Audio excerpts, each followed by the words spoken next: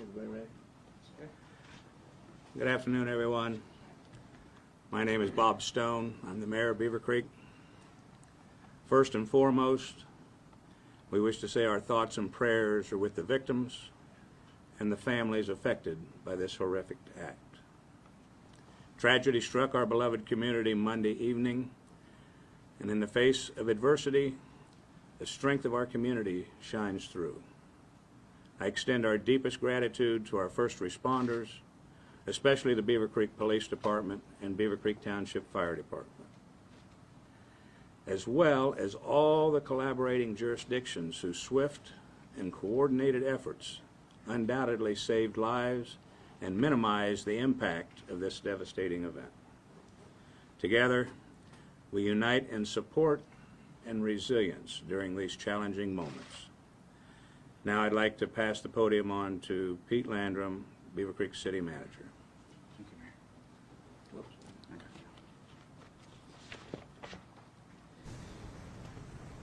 Pete Landrum, City Manager of Beavercreek. I join Mayor Stone in expressing our collective thoughts and prayers for the victims and their families affected by the tragic event that has unfolded. Chief Fiorita, unfortunately, is out of state and unable to be here with us today. However, I want to assure you that both I and the entire command staff have been in constant communication with him. We have complete confidence in Acting Police Chief Captain Chad Lindsay and the department's entire command staff to navigate this challenging situation. In the wake of this incident, our focus extends beyond the immediate response. The well-being of our police officers and first responders is paramount. Our police wellness programs and established protocols are actively engaged to support them as they deal with the emotional impact of this event. It's crucial to note that this is an ongoing investigation and information is still in the process of being gathered. The situation is fluid and the details are evolving as the teams work diligently to gather the necessary facts. At this point, I'd like to introduce Acting Police Chief Captain Chad Lindsay, who will provide additional updates and insights to the ongoing efforts to manage and respond to this tragic event.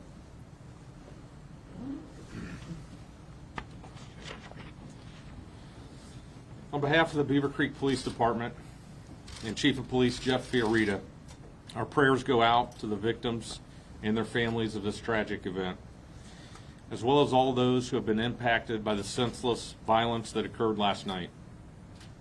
On November 20th, 2023, at 8:36 p.m., Beavercreek Police Department Dispatch Center received the first 911 call of a male who walked into Walmart with a rifle.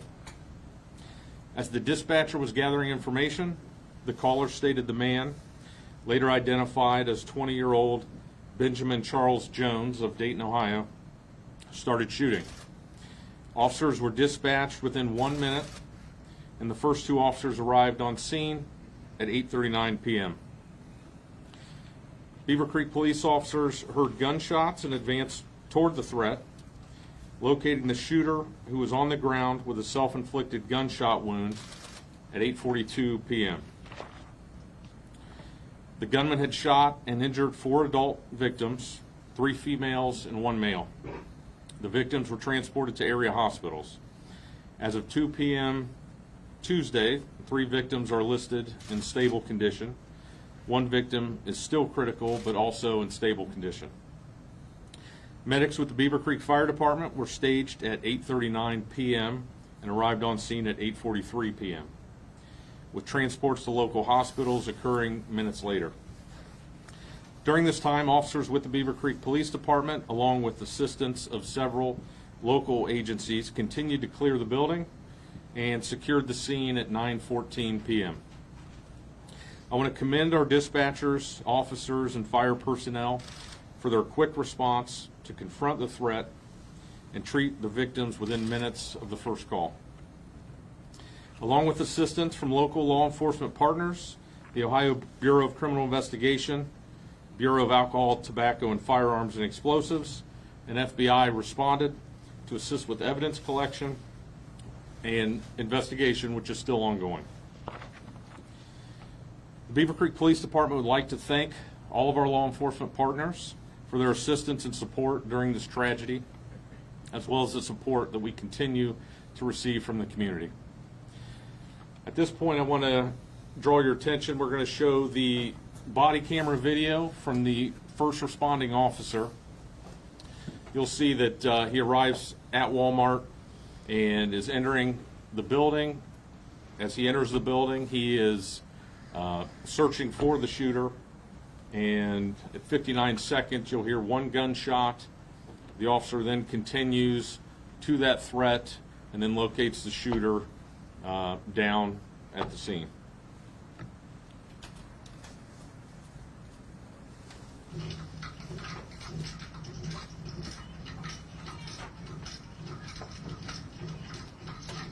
Where's he at?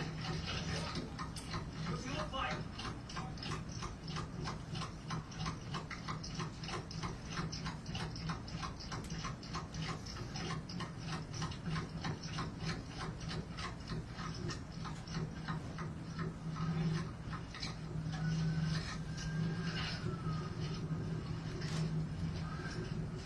Where's he at?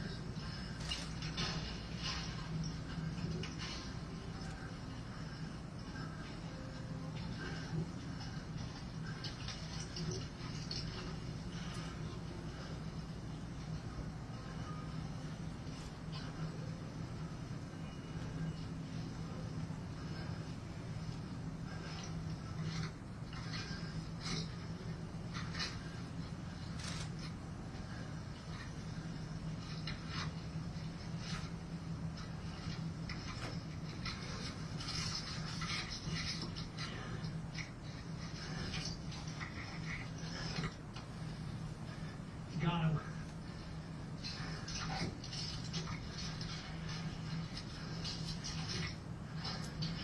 Go up there and get his shoes out.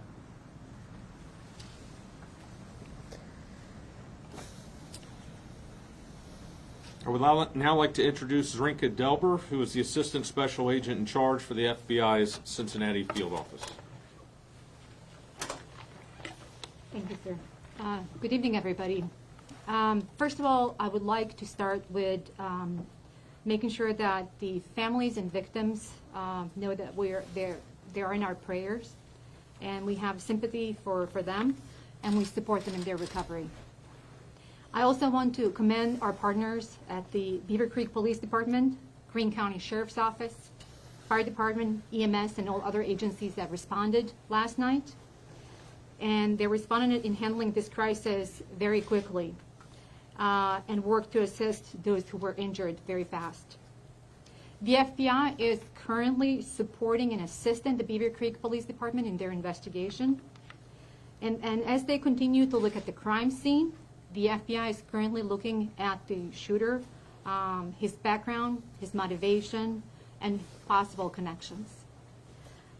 We are very early in this process of looking at the motivation and this process of investigating. So I just want to mention that we're early. The FBI will continue to thoroughly investigate this matter while we're supporting our partners. With that, I would like to ask the public if they can assist the FBI in this investigation, our partners at Beavercreek, by calling the FBI and providing any tips, by calling 1-800-CALL-FBI, or by going online and going to our tip line, tips.gov.fbi. At this time, that's all I have. Like I said, we are at very early stages of this investigation. And again, I want to thank our partners for amazing work last night and for their support. Thank you. We'll now open up to questions. Any idea what kind of rifle was used for the shooter? Yeah, it was a high point 45 caliber carbine long gun. And did he get did the shooter, have you been able to look in the background, see if they obtained it legally, that kind of thing? That's part of what we're investigating now. We're still in the process of that. Was there any relationship between the shooter and the 4 individuals who were injured? Also under investigation. Still trying to. Tell us anything about the motive? The FBI is working on that as part of their investigation, so yeah, I don't have any information on that at this point. How many shots were fired total in there, do you think? That is also still under investigation, trying to confirm exactly. More than 10, more than a dozen? I don't have that exact. I can't give you that estimate at this point. You know the shooter at all? You know the shooter at all? Have you had any contact with him before in the past? That's still part of what we're looking into. It's part of his background and possible motivations. And for the FBI, what information are you looking for? What do you want people to tell you what they call it? If they know anything about the shooter, we understand that shooter was resident of Dayton, had moved to Dayton probably a year ago. So not recent, not fully resident here for years. So if they have any information about the shooter, his associates, potential motives, anything like that. Thank Was you. he from here, and did he have a record, do you know? He was from here and then not recently, moved and came back here. Do you know where he lived, where he was before he came back here? He was a resident of Dayton. That's all we know. Do you know, 20 years old, was he a student anywhere? Was he attending school? We don't have that information. Do you have any Kevin, information? what can you tell us about any search warrants you may have served overnight and what led you to those locations? Yeah, part of the investigation we did with the FBI's assistance, conduct a search warrant at his residence. And so, we're in the process of gathering that. His vehicle was also in the parking lot, so that's part of the search warrant process also, investigation. Was that the vehicle you towed this morning, the pickup truck? I don't know exactly when that was towed. It would have been probably early morning hours at some point. Do we know if he had a record, any history?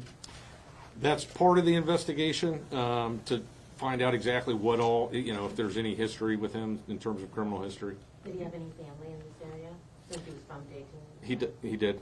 Family, and you've been in contact with them? Yep, that's all part of it. Family, talking to any witnesses that we can, that we have, all of that. Speaking of the pickup truck that was in the lot, do you have any information about how long he may have been there? There's been reports that maybe he was sitting there for a couple hours before he went inside. I don't have that right now. Based on what you know about the victims, would you say that this could have been a targeted attack? I don't have any information about that. Obviously, that's going to be part of the investigation, but I can't comment on it. Were the if it was victims targeted. shoppers, or were they employees, or a mix? Do you want to comment on that? Sure. I'm Captain Scott Molnar. I'm the commander of the Investigations Division at the Beavercreek Police Department. At this point in time, all 4 victims have been identified as shoppers. No employees, from what we know so far, were injured during the incident. And of this morning, you had 3 in critical, now just 1 in critical, so they are improving. So their injuries are not as life-threatening. Is that what you're saying? Their condition is improving from where it was earlier. The indications that we had yesterday evening, there was definitely some concern, but they were all transported quickly by the Beavercreek Fire Department. Therefore, their medical condition is improving steadily. I know you said 3 females, 1 male. Do you know the gender of the person who remains in critical condition at this hour? I believe that is the female. Was she shot in the head? No. Can you talk a little bit about where those shots may have been? Were they body cavities, extremities?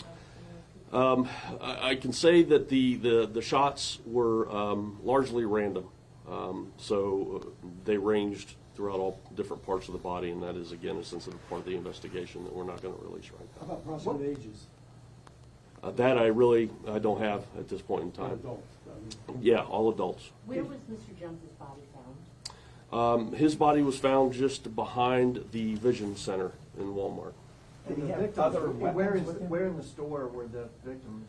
Throughout the store, Throughout the different store, locations not in one- the store. Not one particular place? Correct. The way you call one out is in the cereal aisle. Is that not true? Is that not where this happened or where it started? Or I have to look at the report in more detail. There's so much going on last night, I can't remember exactly where it was.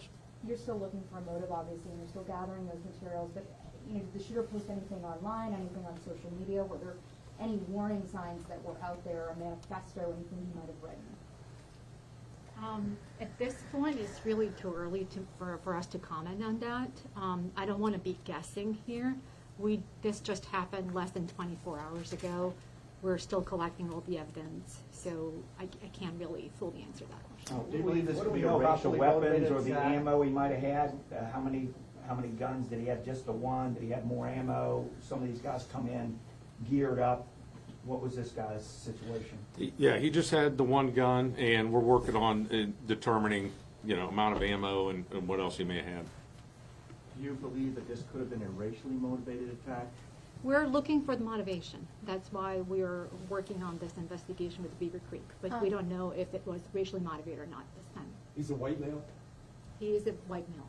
Question for Mayor Stone. Obviously, this is the same store where John Crawford III was shot in 2014.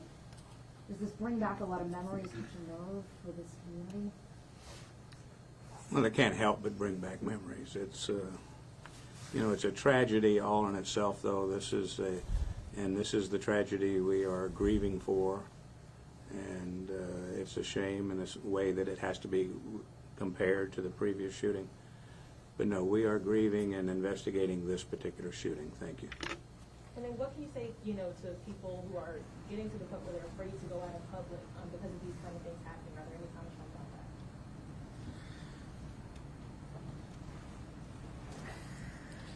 I understand those concerns. Obviously, when you see situations like this happen, and it's always one of those things where you don't think it can happen in your community. So anytime it does, it's shocking, it's tragic, and it's just another example of, the need for people to just be aware of what's going on.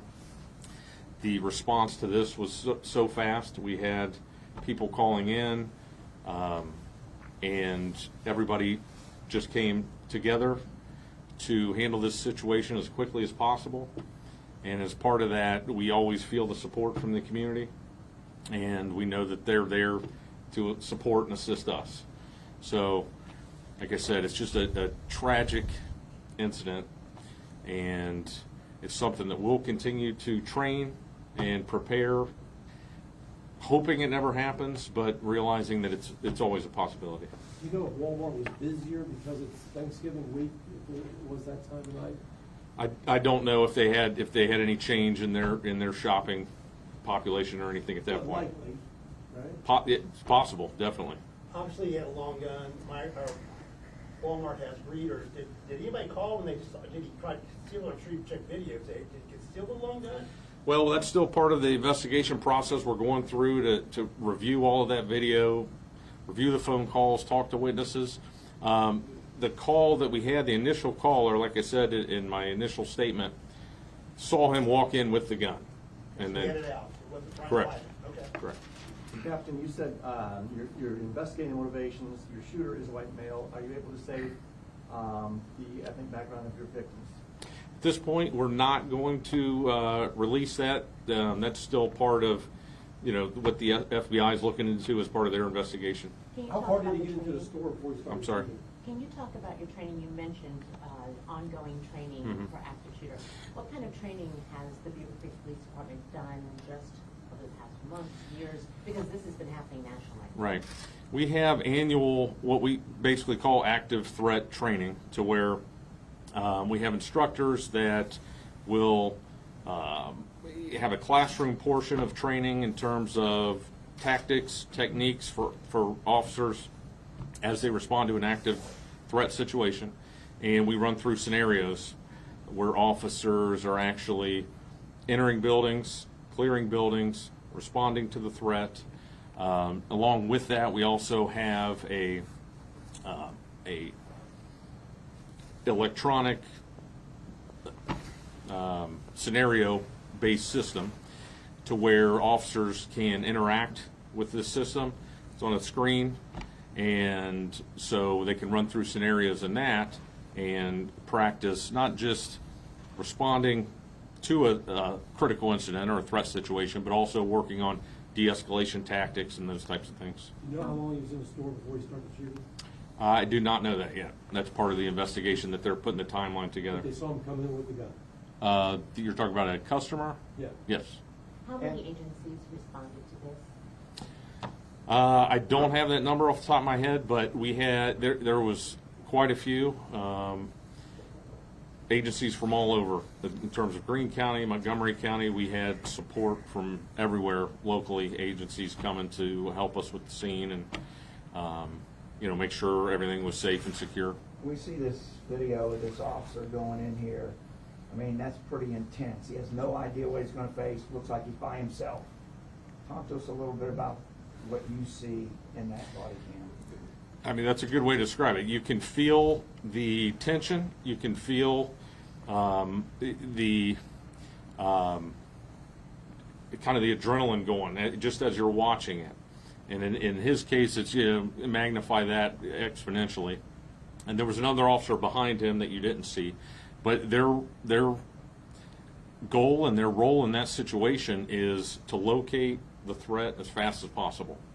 So at that point, and that goes back to our training and preparing them for that situation, is as they go in there, it's a one-track mind to get to that threat.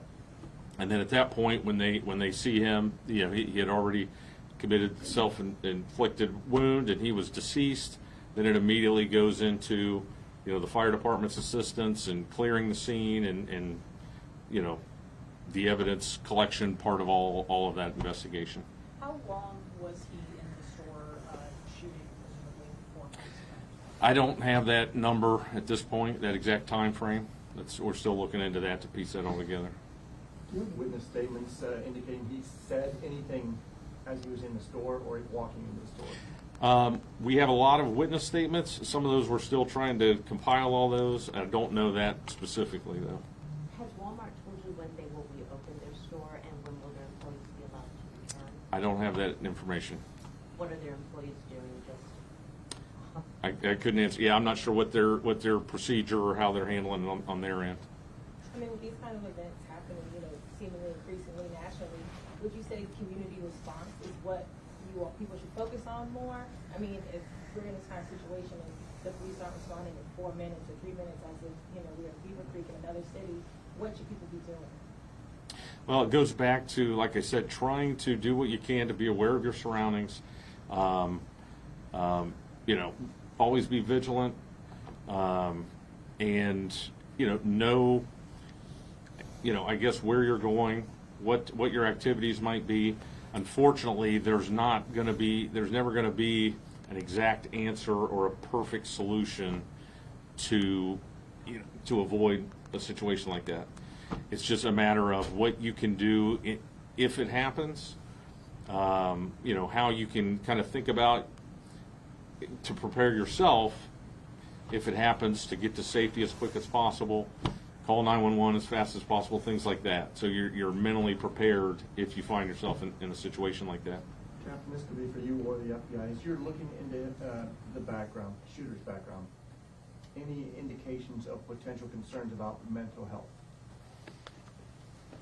Like I said, we are collecting all of the information about the shooter and his background right now. Obviously, that's something that we're going to look into really carefully. Were there any specific organizations he may have belonged to? Do you know where he worked? Any kind of information on him at this point? Right now, we don't have any. I mean, we're collecting information. We don't have anything right now that we can share with the public. The shooter is 20 years old. The Walmart is down the street from Wright State University. Is there any indication, not necessarily if he was a student there, but he had connections to the university? We don't have any indications right now of that. Just a couple more questions. I mean, it was a very quick response time. I definitely would like to personally commend Beavercreek Police and everyone who responded. But what can you say went into? I know you also do the annual trainings, but that seems like a very quick time for him to be found at 8:42 and the call was made at 8:37, I believe. That response time seems very quick.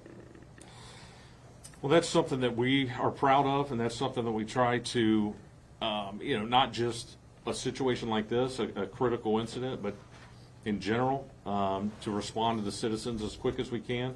In situations like this, obviously, it's critical to be able to try to deal with it as fast as possible. So that's something that we've always done. We pride ourselves on that, and officers are patrolling, constantly being prepared for something that may happen, regardless of the severity of it, so they can deal with it as quick as possible. Captain, where were the victims, where were they found? Were they able to walk out of the Walmart on their own volition, or did officers actually have to evacuate them? And where were they found in the Walmart? Because you said they were all over the place. Most of the victims, we don't know exactly where they were struck in the store physically. I do know that one patient self-transported to the hospital. One patient was taken to a hospital by medic, and I believe there was a second one that transported by medic, but I can't be certain at this point. I'm trying to remember those specific details. Where in Walmart were they found? Were they in the grocery department or? All over, different spots. I know of one victim specifically that was towards the back of the store in the grocery section, but outside of that, I'm not sure exactly where they were all Were located. they all taken to Soin, or were some taken to the Valley in downtown Dayton? Chief, can you help with that? 2 to Soin, 1 to Miami Valley, Beavercreek, later flown to Valley downtown. Correct me if I'm wrong, was the suspect found in the vision center of the Walmart? It's what it looked like in the body cam, but I could be wrong. Correct. Okay. Yes. And that's towards the front of the store? Yes. Mr. Mayor, question for you.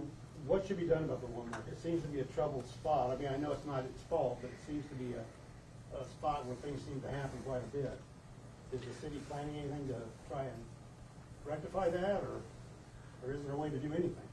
Well, all I'll state today is that I'm sure the city will be talking to Walmart and seeing what can be improved, if anything. But I do want to go on and say that for today, we'd like to close the session, and all subsequent information will get out just as soon as it's available, and there'll be future press releases. So thank you very much for joining us. Thank you.